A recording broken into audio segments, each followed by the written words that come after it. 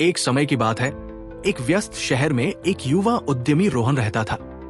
रोहन को हमेशा से कुछ ऐसा बनाने का जुनून था जो न सिर्फ उसे सफलता दिलाए बल्कि दुनिया में एक अच्छा बदलाव भी लाए।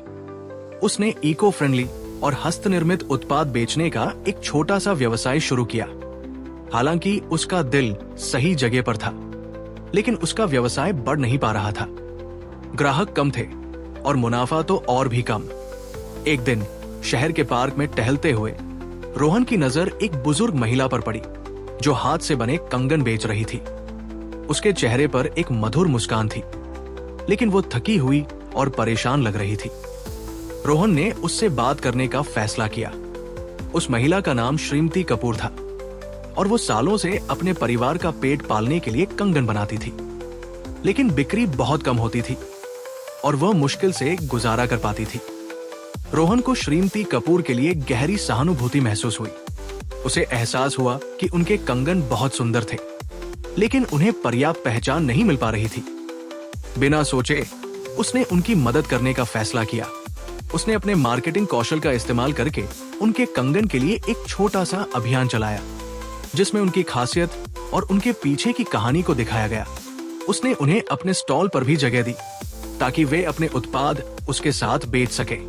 रोहन को यह देखकर हैरानी हुई कि श्रीमती कपूर के कंगन बहुत लोकप्रिय हो गए। ग्राहकों को उनकी कहानी पसंद आई और वे एक स्थानीय कारीगर की मदद करने के लिए खुश थे। श्रीमती कपूर की बिक्री बढ़ गई और वो आसानी से अपने परिवार का पालन पोषण करने लगी। लेकिन इससे भी बड़ी बात यह हुई कि रोहन का व्यवसाय भी बढ़ने लगा। जो ग्राहक श्रीमती कपूर के कंगन खरीदने आते थे, वे रोहन के इको फ्रेंडली उत्पाद भी खरीदने लगे। उस युवा उद्यमी की कहानी, जिसने एक बुजुर्ग महिला की मदद की, लोगों के बीच फैल गई और लोग उसकी उदारता की प्रशंसा करने लगे। रोहन ने यही नहीं रुका। उसने अन्य स्थानीय कारीगरों के साथ मिलकर काम करना शुरू किया। उन्हें अपने उत्पादों को प्रदर्शित करने का मंच दिया। उसने उन्हें मार्केटिंग और बिक्री का ज्ञान साझा किया ताकि वे अपने कौशल को और बेहतर बना सकें और अधिक लोगों तक पहुंच सकें। हर बार जब वो किसी की मदद करता, उसका अपना व्यवसाय भी फलता फूलता। उसका ब्रांड दयालुता, समुदाय और गुणवत्ता का प्रतीक बन गया। कई साल बीत गए और रोहन का छोटा सा व्यवसाय एक बड़े साम्राज्य में बदल गया। उसने कारीगरों का एक नेटवर्क बनाया, सैकड़ों लोगों के लिए रोजगार के अवसर पैदा किए और अनगिनत लोगों को वापस देने के लिए प्रेरित किया। लेकिन सबसे खास बात यह थी कि रोहन ने कभी भी अपने मूल मूल्य देने की कला को नहीं भुलाया। उसका मानना था कि सच्ची सफलता सिर्फ मुनाफे के बारे में नहीं है, ये दूसरों के जीवन पर सकारात्मक प्रभाव डालने के बारे में है। एक दिन एक युवा उद्यमी रोहन के पास आया और पूछा, आपकी सफलता का रहस्य क्या है? आपने इतना बड़ा व्यवसाय कैसे बनाया? रोहन मुस्कुराया और बोला, रहस्य बहुत सरल है, जो लेने से ज्यादा दो।